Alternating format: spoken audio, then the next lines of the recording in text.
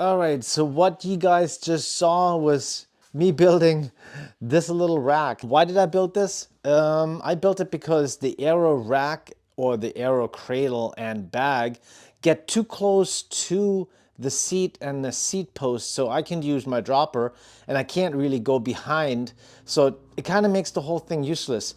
I needed the cradle to be further back and it wouldn't let me do that, so I built this thing myself out of wood, which isn't, I would say, suboptimal.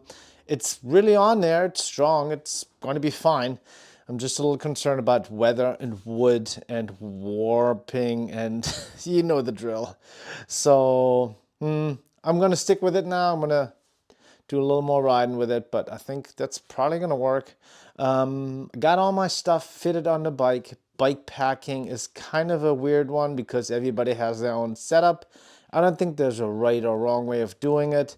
This is what I am doing for what I'm doing. It depends on how long you're going, where you're going, where are you staying, are you sleeping, is there water, no water, how much do you have to bring. It's kind of complicated. So this is for the Arizona trail, and like to have my full suspension. This is a 29er James Portal full suspension, so I wanted to be able to enjoy the trail still because it gets kind of rough out there, and the full suspension is definitely going to be a lot more fun. Meaning I had to make sure that I get a rack that allows me to still use my full suspension. Not all racks will let you do that, but the Aero rack definitely does a good job on this.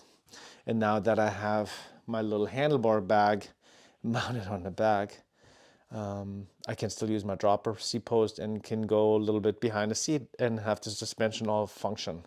I also have a custom Moose Pack frame bag. I have a Lezine top tube bag, and then I have a Aero front cradle and bag as well. There's a bar with the light strapped to it. There's a zip tie lock. It's like a zip tie kind of a lock. It's got like steel in there. So when I'm going by myself, I can lock the bike up, make it a little bit more difficult for people to walk off with my stuff. I got an extra battery with solder on there. I got my computer on the phone mount. I got 2 liters on the fork, 2 bottles, and I got another liter on my down tube. There was not a bottle mount on this frame, so I had to use hose clamps, and I was kind of concerned about the hose clamps working their way into the carbon fiber, even if there's electrical tape. So I used a Fernco plumbing fitting that ended up being a perfect fit. So yeah, these other zip tie kind of standoff bottle mounts are great. They're okay, but for the front, it didn't matter that much that they were set off so far.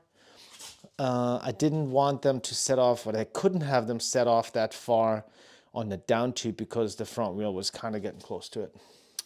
So they were good for the front. They were not good for here. I needed to get that cage right against the down tube to have enough clearance between front and rear. I did end up, mounting my diving knife to the down tube. It's kind of super light. It's been with me forever. So I thought it was a cool little spot. I have to bring a knife anyway. Excited that I got it figured out.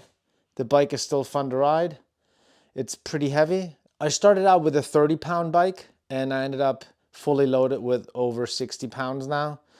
But that was to be expected when you travel with the kitchen sink. I think when it comes to bike packing, I think everybody has their own way of doing things and you have your own preferences. And there's not one way of doing it, and there's not a right way or a wrong way. It really depends on where you're going, what you're doing, what you're bringing, how long you're going. And I feel like for what I'm doing, I need to bring this much stuff with me. And I think I have it all on the bike. And it still rides like it's fun. So I'm really think this is what it's gonna look like. Yeah.